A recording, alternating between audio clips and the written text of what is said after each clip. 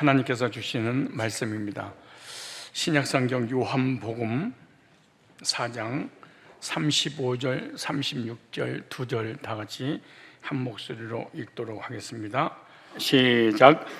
너희가 넉 달이 지나야 추수할 때가 이르겠다 하지 아니하느냐?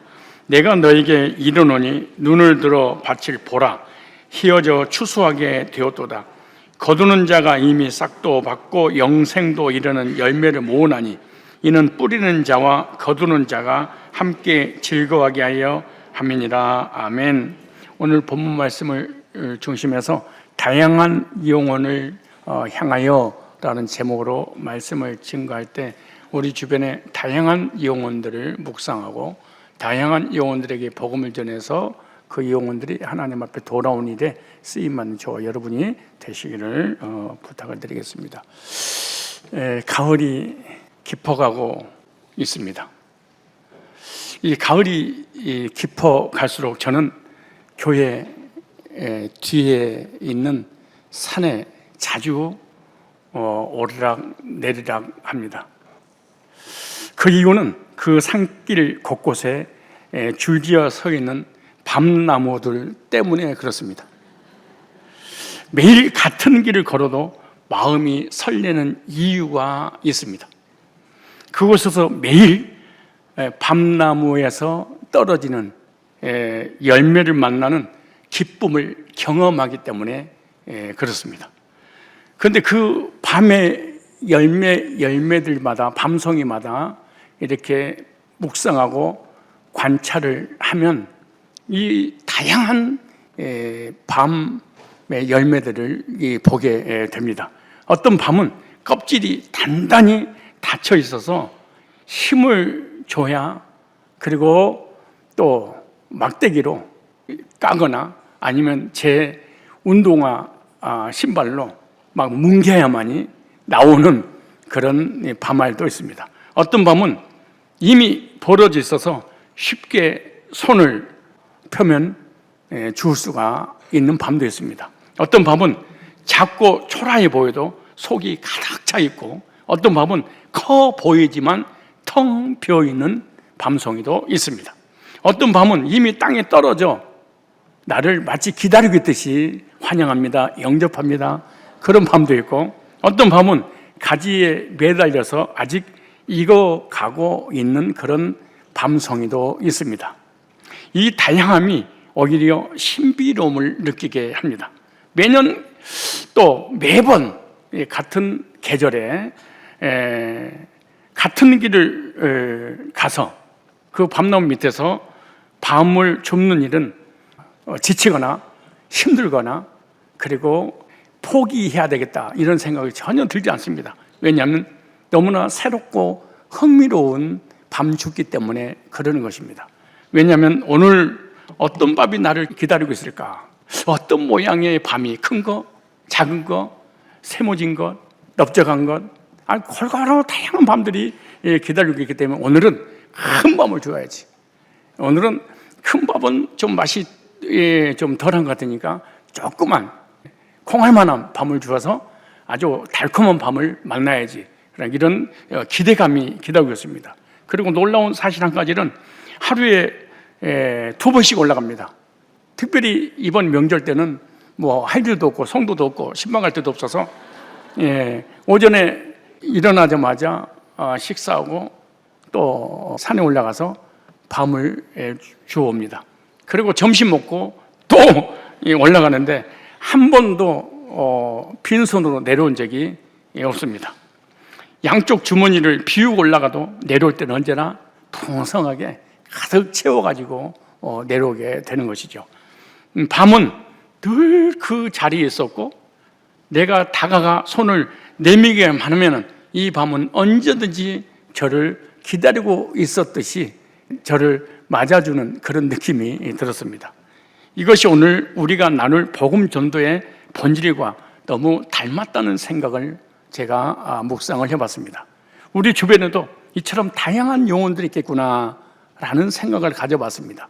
어떤 사람은 단단히 마음을 닫고 있는 사람, 강박한 사람, 완악한 사람, 아무리 복음을 전해도 피 한 방울 나오지 않는 것처럼 전혀 들어가지 않는 그 딱딱한 굳은 마음을 가지고 있는 영혼들이고요. 어떤 사람은 이미 복음을 받아들일 준비가 되어서 전도자를 기다리고 있었습니다. 꼭 교회에 나가려고 그랬는데 누가 나를 인도해 주는 이가 없었습니다. 영혼이 이렇게 이미 마음의 문을 열고 기다리는 그런 영혼이고요. 어떤 사람은 연약하지만 갈망을 가지고 있는 영혼도 있고, 어떤 사람은 겉만 화려하고 명예도 물질도 권세도 예모는 너무나 반듯한데 속은 텅 비어있는 공허와 혼돈과 흑암에 갇혀있는 그런 영혼들도 있습니다. 그런데 중요한 것은 그들 모두가 하나님의 형상을 따라 지음받은 하나님의 창조의 작품들이요, 하나님께서 사랑하는 대상이요, 복음을 듣고 구원받아야 될 귀한 영혼들이라는 분명한 사실입니다. 오늘 본문에서 예수님 제자들에게 이렇게 말씀합니다. 요한복음 4장 35절에 보라, 너희 눈을 들어 밭을 보라, 보라, 휘어져 추수하게 되었도다. 밭을 보라, 휘어져 추수하게 되었도다. 밭은 지금 휘어져서 추수할 일꾼들을, 추수꾼을 기다리고 있다. 문제는 밭이 없는 것이 아니다. 그리고 열매들이 없는 것이 아니다. 그 밭을 보지 못하는 제자들의 눈이다. 밭을 보지 못하는 교회 다니는 교인들의 눈이라는 것입니다. 주님은 지금 이 시대에도 영혼의 추수를 위해 일꾼을 부르고 계십니다. 오늘 우리는 그 부르심에 순종하여 내 곁에 영혼들을 향한 하나님의 시선을 해보게야 된다는 사실입니다. 그렇다면 우리 곁에 어떤 영혼들이 과연 기다리고 있을까요? 그 밭에 어떤 영혼들이 우리를 맞이할 준비를 하고 있을까요? 예수님 오늘 본문에 이렇게 말씀합니다. 첫 번째로 다양한 영혼이 우리의 곁에 있다라고 말씀합니다. 밤이 모양과 상태가 다르듯이 사람들의 마음과 반응은 각자 다릅니다. 똑같은 생각, 똑같은 마음, 똑같이 준비된 영혼들이 기다리고 있지 않아요. 사람들에 따라서 다 다양하다 그 말이죠. 그래서 요한복음 4장 13절로 14절에 이렇게 말합니다. 예수께서 대답하여 이르시되 이 물을 마시는 자마다 다시 목마르니와 내가 주는 물을 마시는 자는 영원히 목마르지 아니하리니 내가 주는 물은 그 속에서 영생하도록 솟아나는 샘물이 되리라. 이렇게 말씀합니다.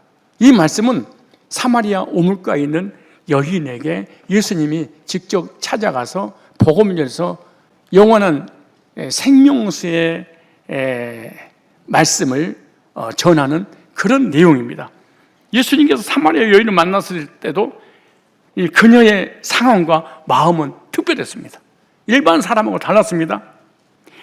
이 사마리아 여인은 5번의 결혼을 했지만 여전히 외롭고 목마른 인생을 살았던 사람 중에 한 사람입니다.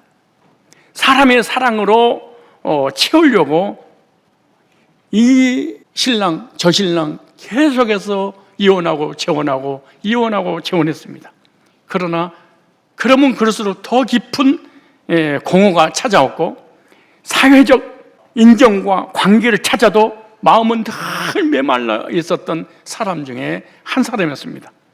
이것이 바로 하나님을 만나지 못한 인간의 영적 상태입니다. 구원받지 못한 인간의 영적 목마름입니다. 영적 목마름을 가지고 있는 많은 다양한 사람들이 그 목마름을 해결하려고 어떤 사람은 돈을 벌면 될까? 명예를 얻으면 될까? 부모님의 사랑, 남편의 사랑, 아내의 사랑, 목회자의 사랑, 사람의 사랑을 받으면, 그리고 내가 열심히 공부하고 열심히 노력해서 성공하면 사람들이 나를 인정하면 영적 목마름이 해결될까? 아무리 세상에 있는 모든 것을 다 소유했다 할지라도 하나님을 떠난 인간의 마음은 절대로 채워지지 않고 채우면 채울수록 영적 목마름에 대한 갈증이 사실은 심해집니다. 그러므로 예수님을 만나지 못한 모든 영혼들은 절대로 행복하지 못합니다. 여러분, 우리가 살아가면서 돈이면 행복할 줄 알았습니다. 지식을 가지면 행복할 줄 알았습니다. 좋은 집에서 살면 행복할 줄 알았어요. 좋은 차를 가지면, 좋은 아파트에서, 그리고 명예와 물질과 권세를 얻으면, 사람 앞에 인정받으면 만족할 줄 알았습니다. 그런데 살아보니 행복하던가요? 절대로 세상 것을 가지고 영적 목마름에는 갈증은 해결이 될 수 없습니다. 그런데 예수님께서 이 사마리아 우물가에 있는 여인에게 이렇게 약속했습니다. 내가 주는 물을 마시는 자는 영원히 목마르지 아니하리라. 여기 헬라어로 목마르다, 이 단어는 단순한 갈증을 느끼는 상태가 아니라 생명을 유지할 수 없는 절박한 상태를 의미합니다. 지금 수가성 우물가에 물 기르러 왔던 이 여인은 절박한 상태입니다. 인생의 밑바닥까지 내려가는 그런 상태에 있습니다. 그런 예수님께서 이렇게 말씀합니다. 내가 주는 물을 마시는 자는 영생하도록 솟아나는 샘물이 되리라. 즉 끊임없이 솟구치는 생명수다. 이것이 단순히 갈증이 일어나서 목마름을 해소하는 일시적인 물이 아니라 영혼 깊은 곳에, 즉 속사람의 갈증까지 영원히 해결해 주실 수 있는 은혜를 지금 말씀하고 있는 것입니다. 인간의 영적 목마름은 복음으로만 해결됩니다. 하나님 만남으로 해결됩니다. 불신자뿐만 아니라 교회에 다니는 신자랄지라도 하나님 만나기 전까지는 왠지 모르는 이 공허와 혼돈과 앞이 보이지 않는 이 어둠은 절대로 해결할 수 없습니다. 오늘 요한복음 4장에 수가성 우물가에 있는 여인은요, 5번의 결혼을 했는데 5번 다 실패했습니다. 이 남자를 만나서 행복할 줄 알았더니 불행했습니다. 저 남자를 만나면 행복할까? 또 재혼했습니다. 그래도 행복하지 않습니다. 또 3번째, 4번째, 5번째, 이제 5번째도 이혼하려고 준비 중에 있습니다. 왜? 6번째를 만나려고. 그러므로 인해 사람과 사람들 사이에 고립이 됐습니다. 그런데 주님이 찾아와서 복음을 전해주는데 그 복음은 그 영혼 깊은 속사람까지 뚫고 들어가 그를 변화시켰습니다. 저 여러분들도 수가성 우물가에 있는 여인과 다를 바 전혀 없습니다.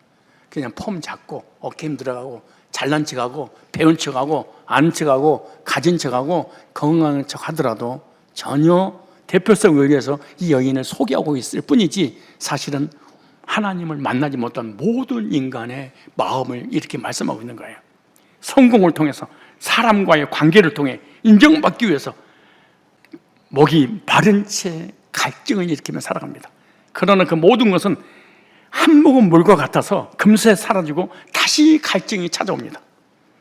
예수님만이 우리 인생의 깊은 갈증을 해결할 수 있는 유일하신 분입니다. 살아계신 하나님, 우리를 구원하신 예수님 만나면 내 안에서 영생의 샘물이 솟아올라 영원히 목마르지 않게 해주신다라고 말씀하십니다.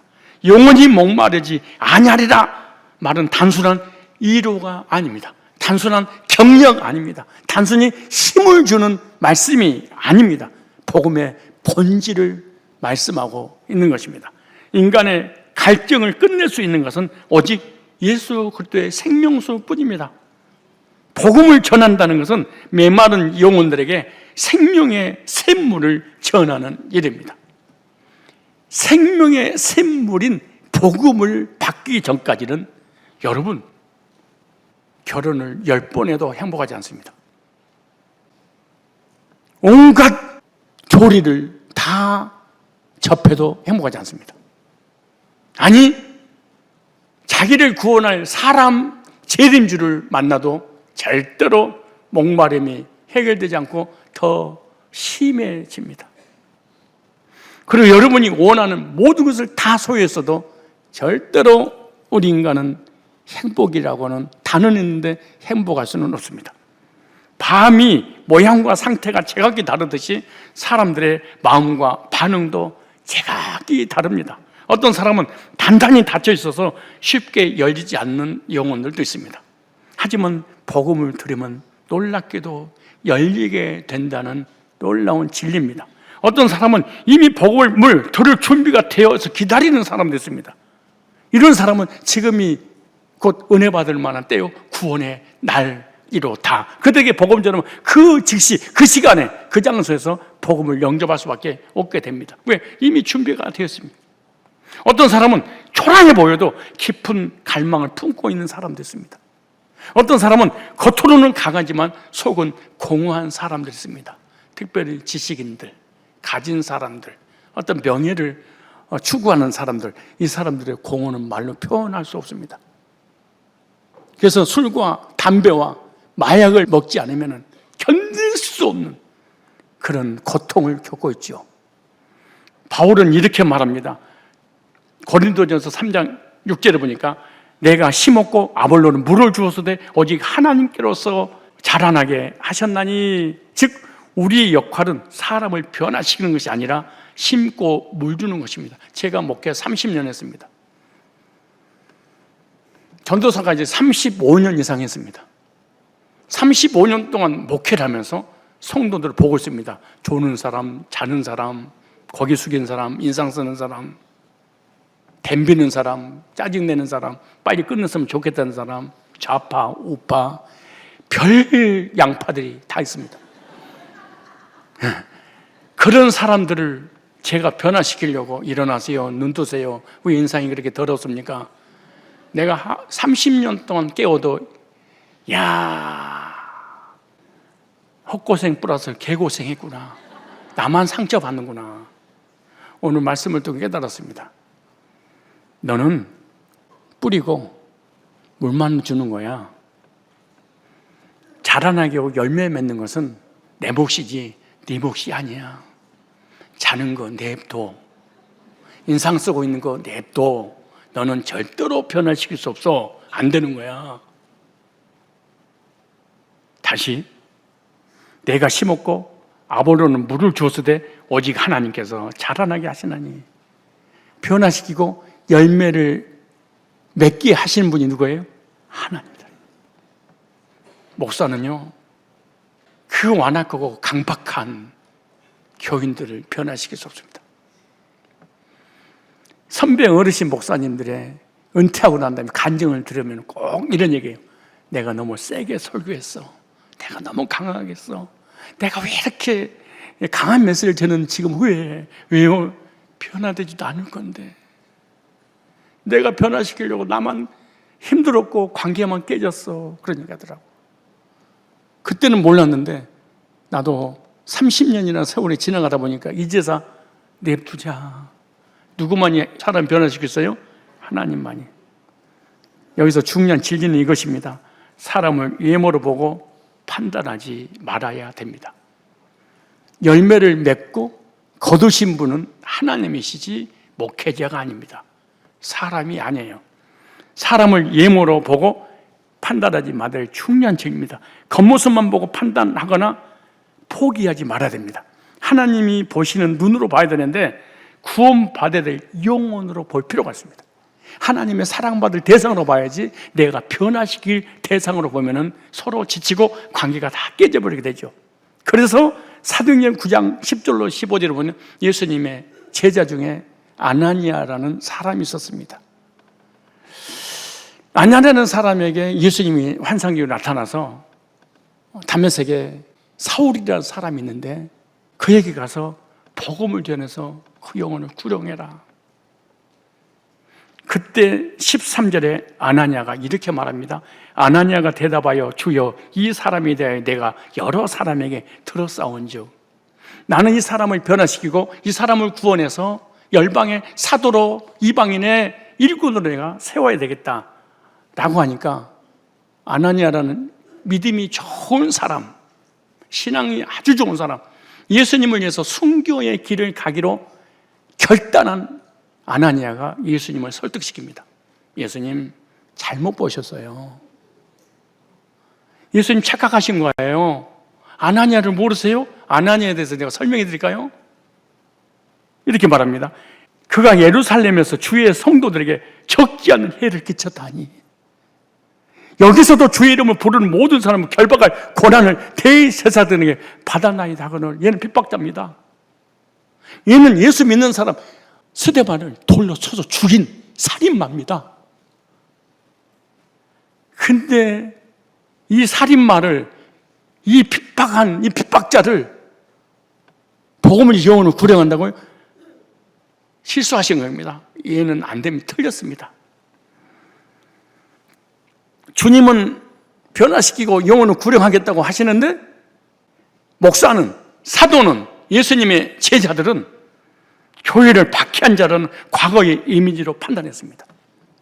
따라서 합시다. 과거의 이미지는 그 사람에 대해서 편견을 갖게 된다.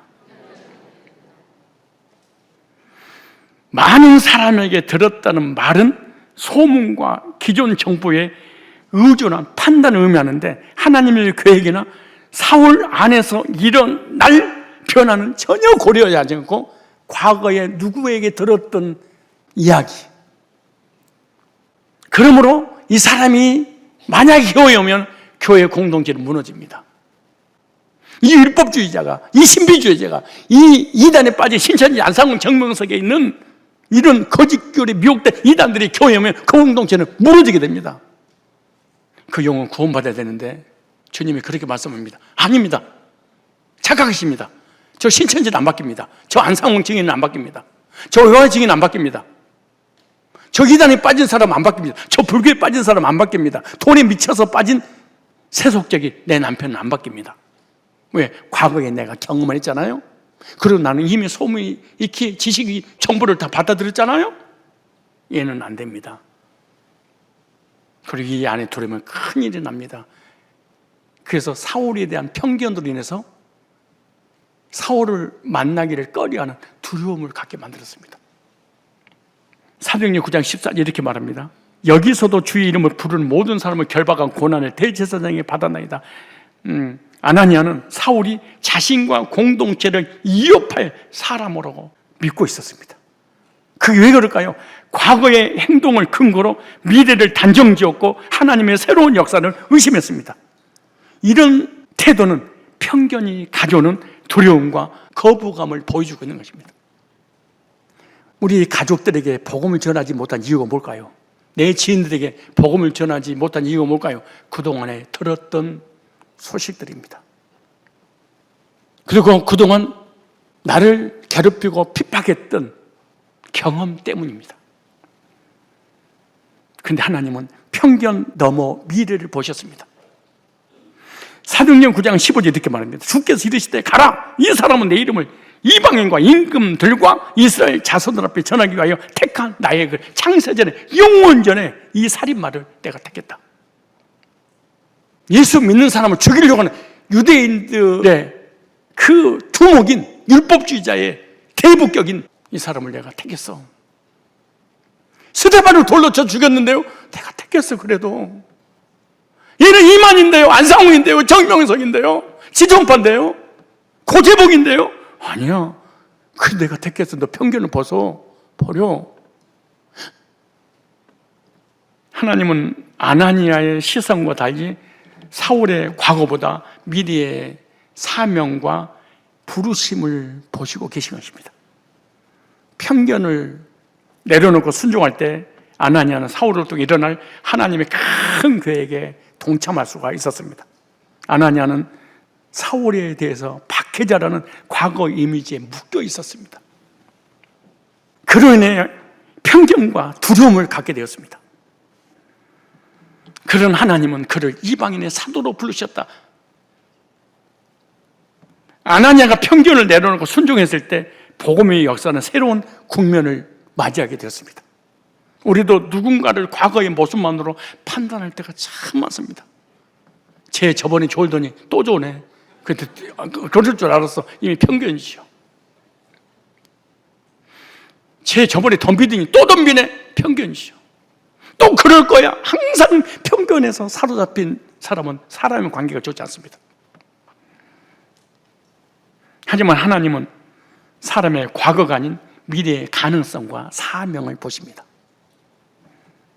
창세전에 예정했던 사랑받은 예정된 자로 보십니다.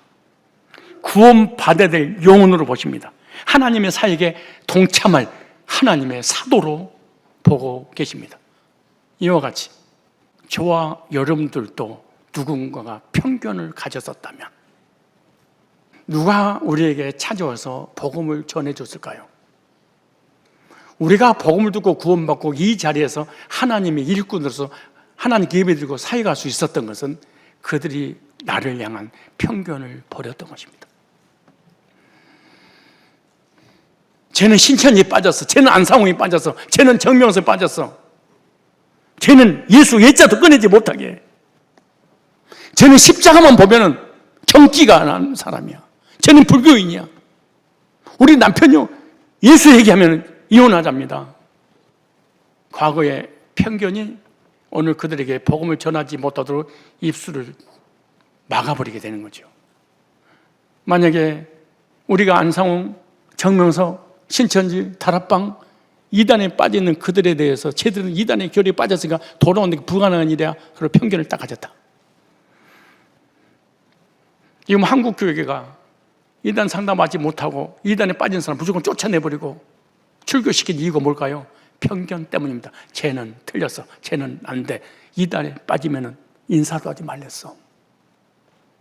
우리 교회가 편견을 가졌다면 이단 상담할 수 있었을까요?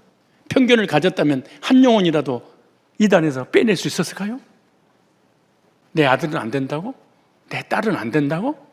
우리 부모님은 안 된다고? 우리 자녀는 안 된다고? 내 지인들은 안 된다고? 너는 됐는데? 왜 너는 되고 쟤는 안 됐을까요? 여러분에게 찾아온 그들은 여러분에 대한 편견을 전혀 가지지 않았습니다. 하나님의 사랑받을 대상으로 봤습니다. 구원받을 대상으로 봤습니다. 천국간의 대상으로 봤습니다. 하나님 만나야 될 대상으로 봤습니다. 창세전에 영원전에 예정된 하나님 백성으로 봤습니다. 그래서 우리가 복음도 구원받게 됐습니다. 그들이 우리에게 편견을 가졌다면 편견보다 하나님이 스스로 사람을 바라보고 순종하는 믿음을 가져야 될 줄 믿습니다. 밤의 껍질이 밤송이가 단단하다고 해서 그 속이 비어있는 것은 아닙니다. 마찬가지로 지금 거절하는 사람도 언젠가 가장 귀한 열매가 될 수 있습니다. 나도 우리 교인들 포기하는 사람이 한두 사람이 아니었습니다. 근데 어느 날 놀랍게 하나님께서 변화시켜서 충성스러운 일꾼으로 만들지 나는 예측 가능도 못했습니다. 왜 그랬을까요? 편견 때문에 나는 포기했습니다. 제 A형이지? 아유, 삐짐이었구나. A병이지? 아유, 소시 왔구나. 저 O형이지? 저것도 확 성질 엎어버리고 나가겠구나. 이런 편견 때문에 혈액형이 다 싫어졌어. 그 혈액형 못 쓰겠더라고. 다양한 영혼들이 있다고 생각하고 다양한 영혼들에게 편견을 버리고 찾아가면 하나님 앞에 돌아오지 않을 영혼 한 사람도 없습니다. 하나님의 사랑받을 대상이구나. 구원받을 대상이구나. 천국 백성 삼으시려고 하나님이 예정하셨구나. 하나님이 사랑하는 존귀한 자녀였구나. 이렇게 봐야지 임으로 판단하고 비판하고 포기하지 않기를 바랍니다. 두 번째, 추수는 하나님의 때에 이루어집니다. 갈라디아서 6장 9절에 우리가 선을 향하되 낙심하지 말지니 피곤하지 아니하면 때가 이름에 거두리로다. 여기 선을 향하되 선이란 말이 아가톤이라는 단어입니다. 단순히 착한 일을 의미하는 선이 아니에요.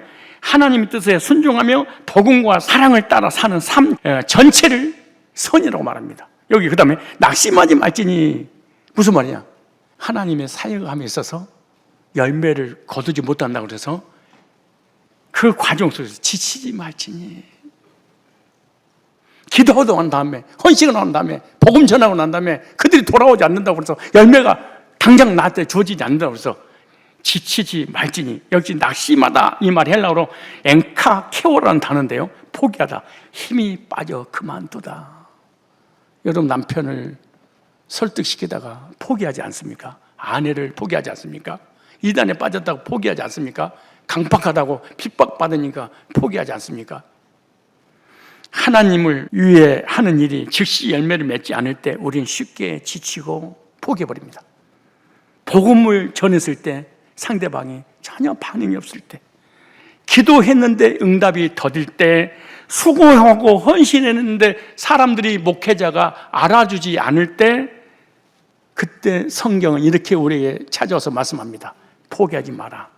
왜냐하면 하나님의 시간표는 우리의 시간표와 다르기 때문이란다. 이렇게 말합니다. 여기 때가 이름에 거두리로다. 무슨 말이에요? 하나님의 때는 반드시 온다. 나눠서 합시다. 하나님의 때는 반드시 온다. 여러분, 헬라어의 시간, 때에 대해서 두 가지 단어의 의미가 있습니다. 하나는 크로노스라는 단어가 있고 또 하나는 카이로스라는 단어가 있습니다. 이 크로노스는 흐르는 시간, 일반적이고 연속적인 우리가 살아가는 24시간을 크로노스라는 단어를 썼습니다. 1분, 1시간, 1일, 1년처럼 시계나 달력으로 측정할 수 있는 시간, 아침이 오고 낮이 지나고 해가 지는 자연의 흐름, 크로노스는 우리가 매일 살아가는 양적인 시간을 크로노스라고 합니다. 이 크로노스를 적용하면 우리 인간의 계획을 크로노스라고 합니다. 우리 인간이 최선을 다해서 노력하는 과정을 크로노스로 그렇게 말합니다. 내가 서울대를 들어가려고, 내가 대학을 들어가려고, 내가 판검사가 되려고, 내가 성공하려고 뭔가 준비하는 그 과정을 크로노스라는 시간입니다. 여러분, 크로노스라는 시간 속에 최선의 삶을 살았기 때문에 여러분이 오늘 이 자리에 있었던 것입니다. 중학교, 고등학교, 대학교, 대학원 이런 과정을 다 크로노스에 그 졸업을 하게 된 거죠. 그런데 카이로스는 놀라운 일입니다. 하나님의 정하신 때, 하나님의 시간표, 결정적인 순간, 적절할 때 하나님이 크로노스 안에 카이로스로 개입할 때, 인간이 정하는 달력의 시간이 아니라 하나님이 정하신 기회의 시간을 카이로스 이렇게 부릅니다. 그래서 때가 찼고 하나님 나라가 가까웠으니 마가복음 1장 15절에 크로노스 시간 속에서 카이로스로 찾아오신 것입니다. 때가 이르면 거두리라. 갈라디 6장 때가 이르면 카이로스의 때가 이르면 거두리라. 네 때가 아니야. 우리 시간이 아니야. 우리가 기도해서 지금 당장 응답할 때가 아니고 하나님의 때에 있다네. 그래서 카이로스는 인간이 만들 수 없고 하나님이 여시는 시간을 카이로스라고 합니다. 카이로스는 우리의 눈물과 기도가 열매 맺는 하나님의 결정적 순간, 이 크로노스 속에서 신실하게 준비한 자에게 찾아오는 기회의 시간을 카이로스 이렇게 부릅니다. 크로노스의 삶을 사는 사람은 카이로스를 맞이하게 됩니다. 크로노스의 시간을 엉망진창으로 쓰는 사람은 카이로스를 만날 수 없습니다. 비참해져 버립니다. 씨를 뿌리고 기다리다, 이걸 크로노스입니다. 씨를 뿌리고 기다리는 날 갑자기 열매를 거두는 날이 와. 밤송에서 밤 열매를 거두는 날이 와. 이걸 카이로스 그렇게 말합니다. 기도했어? 크로노스입니다. 응답이 왔어? 카이로스입니다. 임신했어? 크로노스입니다. 일을 낳았어? 카이로스입니다. 돈을 벌기 위해서 투자하고 막 노력을 했어? 크로노스입니다. 돈을 버는 열매가 맺혀져서 카이로스입니다. 지금은 크로노스 씨를 뿌리는 때이지만 반드시 카이로스, 하나님께서 열매를 거두는 추수의 때가 옵니다. 이때는 하나님이 개입하는 시간입니다. 하나님이 크로노스에 개입하는 그 시간이 카이로스입니다. 우리가 크로노스 시간에 눈물로 복음을 전하면 여러분 남편 포기하면 안 됩니다. 여러분 아내 포기하면 안 됩니다. 여러분 자녀 포기하면 안 됩니다. 여러분 부모님 포기하면 안 됩니다. 우리 혈연, 지연, 학연, 내 주변에 있는 사람 포기하면 안 됩니다.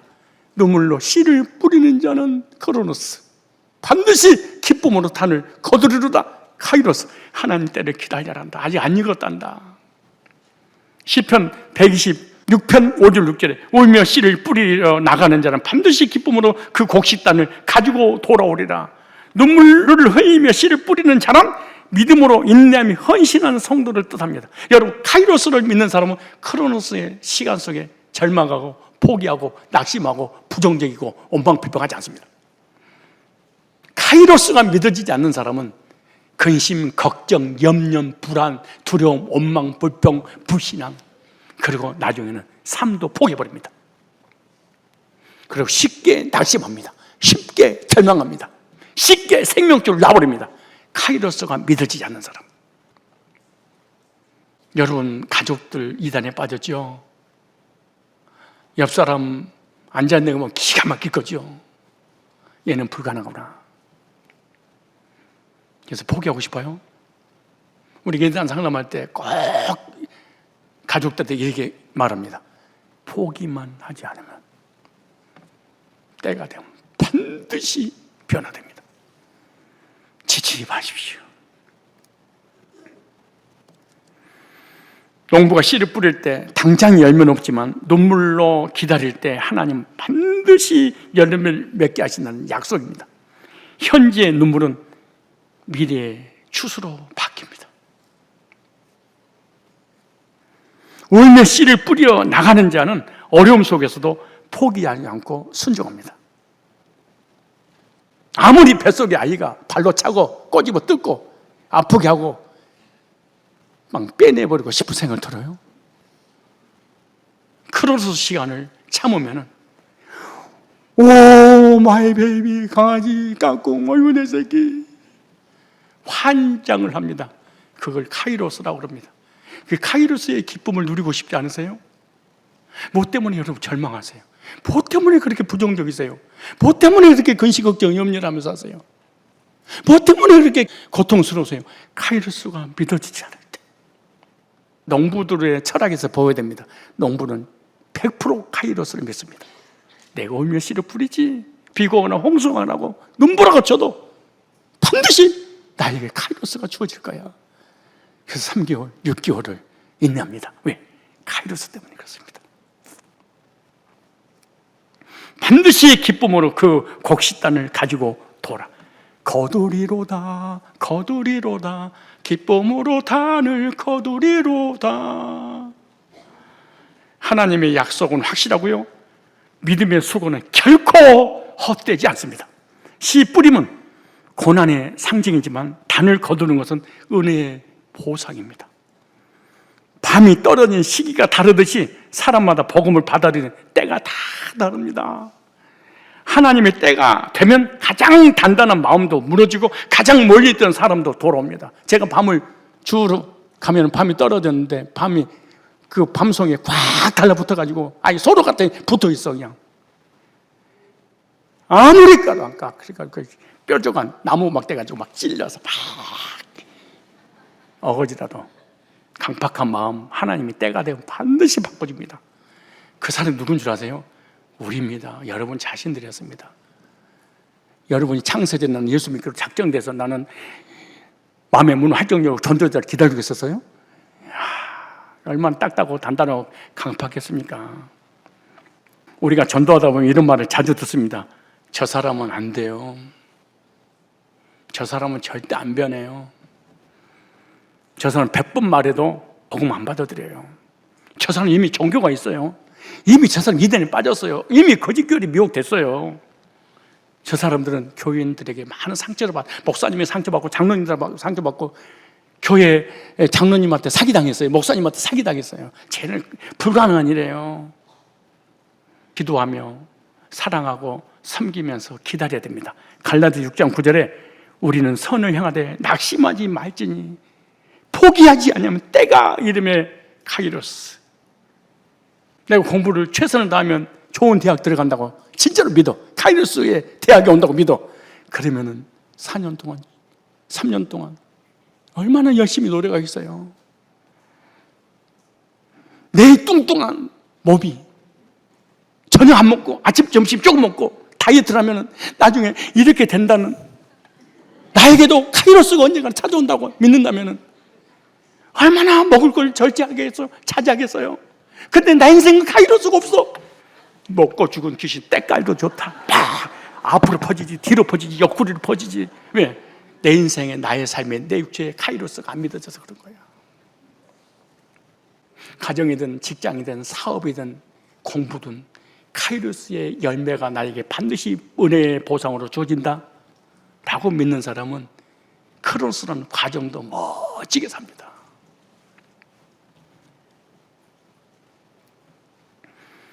따스합시다. 출세의 시기는 우리의 손에 달려있지 않는다. 우리는 그저 밭을 갈고 씨를 뿌리고 물을 주는 일을 충성스럽게 하면 됩니다. 그때 하나님의 시간변에서 놀라운 결실을 맺게 합니다. 그러므로 우리에게 주어진 크로노스의 시간 속에서 최선을 다하면 하나님은 반드시 은혜의 보상으로 카이로스를 경험하게 하실 줄로 믿습니다. 세 번째, 하나님은 우리를 영혼의 추수꾼으로 부르셨습니다. 마태복음 28장 19절로 20절에 그러므로 너희는 가서 모든 족속으로 제자 삼아 아버지와 아들과 성령 이름으로 세례를 주고 내가 너에게 분부한 모든 것을 가르쳐 지키게 하라. 볼지어다 내가 세상 끝날까지 너희와 항상 함께 있으리라. 우리를 추수꾼으로 불렀습니다. 신천지 추수꾼 말고 복음을 줘서 영혼을 구원한 추수꾼으로 불렀습니다. 밭이 휘어졌구나. 추수꾼이었구나. 복음을 줘서 영혼을 구령할 사명자로 저희를 불렀습니다. 마태복음 9장 한번 찾아볼까요? 마태복음 9장 35절입니다. 예수께서 모든 성과 촌에 두루 다니서 저희 회당에서 가르치시며 천국 복음을 전파하시며 모든 병과 모든 약한 것을 고치시니라. 무리를 보시고 민망히 여기시 이는 저희가 목자 없는 양과 같이 고생함 유일함이라. 이에 제자들에게 이르시되 추수할 것은 많되 일꾼이 적으니 그러므로 추수하는 주인에게 청하여 추수할 일꾼들을 보내어 주소서 하라 하니라. 예수 믿고 구원받고 복음을 소유한 사람은 추수꾼입니다. 무르익은 영혼들에게 복음을 전해서 구원의 확신을 갖고 천국 창고에 올려드리는 추수꾼으로 부름받게 되는 거죠. 여러분, 밤을 줍는 일은 단순합니다. 복잡하지 않습니다. 그저 눈을 열고 손을 내밀어 하나씩 주워 담으면 됩니다. 이미 떨어졌으니까. 밤 줍는데 그렇게 힘들 일이 뭐가 있겠어요. 눈을 크게 떠야 됩니다. 그리고 떨어져 있는 밤 그냥 주워 담으면 됩니다. 물론 밤을 주려면 산으로 올라가는 수고가 있겠죠. 가시에 찔리지요. 땀으로 젖지요. 모기에, 그리고 때로는 독초에 쏘이기도 합니다. 저도 병원까지 가서 주사까지 맞고 약을 3일 동안 먹었습니다.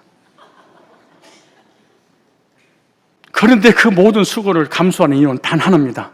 달콤한 밤송이하는 밤알 열매를 가져오기 위한 딱 한 가지 목적입니다. 복음을 전하는 일도 이와 같습니다. 때로는 사람들에게 조롱을 당하기도 하고 거절당해서 마음이 찔리기도 하고 수고와 눈물로 땀 흘려야 할 때가 있습니다. 그러나 그 모든 과정을 견디고 나갈 때 한 영혼이 주님께 돌아오는 기쁨이라는 열매를 반드시 거두게 되어 있습니다. 오늘 요한복음 이렇게 말합니다. 36절에 거두는 자가 이미 싹도 받고 영생에 이르는 열매도 모으나니 이는 뿌리는 자와 거두는 자와 함께 즐거워하게 하려 함이라. 내가 온갖 수고를 통하여 밤을 주어서 나 혼자 먹는 것이 아니라 주는 사람이나 나눠서 공짜로 먹는 사람이나 기쁨은 동일하지 않겠습니까? 거창한 실력도 필요하지 않습니다. 복음을 전할 때 화술이 좋아 말빨이 좋은 사람이 영혼을 구령할 것이다. 그럴 거 아닙니다. 간단합니다. 하나님이 당신을 사랑하십니다. 예수님이 당신을 사랑합니다. 예수 믿으면 구원받고 천국 가고 이 땅에 사는 날 행복합니다. 우리 교회 한 번만 가봅시다. 우리 교회 너무 좋습니다. 우리 목사님 거기까지만 하기로 하고 복음 자랑, 교회 자랑, 목회자 자랑, 성도 자랑하면 왜 전도가 안 될까요? 자랑을 하지 않아서 그렇습니다. 예수님께서 말씀합니다. 마태복음 28장 19절에 모든 족속으로 가서 제자를 삼아 아버지와 아들과 성령 이름으로 세례를 줘라. 목회자에게, 선교사에게, 사역자에게만 주신 말씀이 아닙니다. 예수 믿고 구원 받았냐? 복음을 전해라. 결론입니다. 가을 산의 밤나무는 한 번도 나를 실망시킨 적이 없습니다. 주머니를 비우고 올라가도 내려올 때는 언제나 가득 차 있습니다. 복음 전도 사역도 마찬가지입니다. 우리가 다가가기만 하면 하나님은 반드시 열매를 주십니다. 그 영혼이 지금 당장 열리든 내일 열리든 10년 뒤에 열리든 하나님은 그 씨앗을 반드시 사용합니다. 우리의 과정을 하나님은 지나치지 않습니다. 다음 주부터 초청의 달입니다. 이날은 단순한 교회 행사가 아닙니다. 하나님께서 예비하신 영혼들을 추수하는 날이며 우리의 순종을 통해서 하나님 나라의 기쁨이 이루어지는 그런 복된 날입니다. 여러분 삶에 밤나무 같은 영혼들이 기다리고 있지는 않습니까? 다친 마음도 기도로 열리고 텅 빈 마음도 사랑으로 채워지고 준비된 영혼은 밤알이 추수꾼을 기다리듯이 영혼들이 우리를 기다리고 있다는 사실을 아셔야 됩니다. 요한복음 4장 35절에 보라 너희 눈을 들어 밭을 보라 휘어져 추수하게 되었도다. 오늘 주님은 우리에게 묻습니다. 이사야서 6장 8절에 내가 또 주의 목소리를 들은 주께서 이르시되 내가 누구를 보내면 누가 우리를 위하여 갈고 하시니 내가 이르되 내가 여기 있나이다. 나를 보내소서.